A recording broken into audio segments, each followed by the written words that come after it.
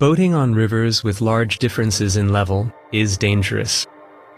To ensure safe boating, lock systems are constructed that equalize such level differences. A lock system is basically a series of water chambers. It consists of lock chambers separated by sluice gates.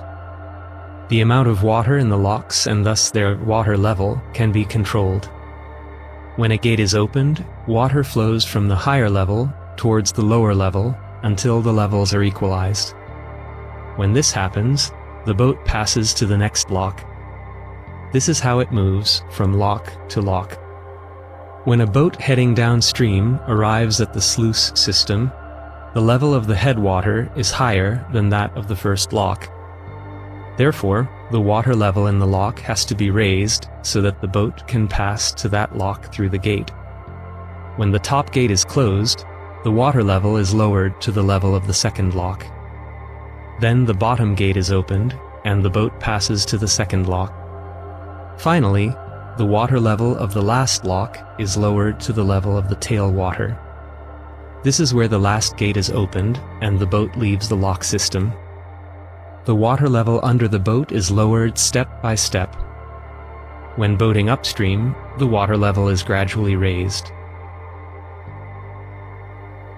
Now you can see how a lock system works, how the water level in the locks is raised or lowered. A sluice gate actually has two components. So far, you have only seen the top pair of gates, but now you can also watch what happens in the lock. When the top gate opens, so does a lower gate. The lock system is like a flight of stairs. When the gates open, the stairs become flat.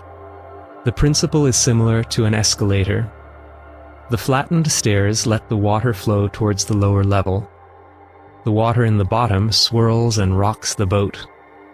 People on the boat therefore need to hold on to something while passing the lock, especially on small boats.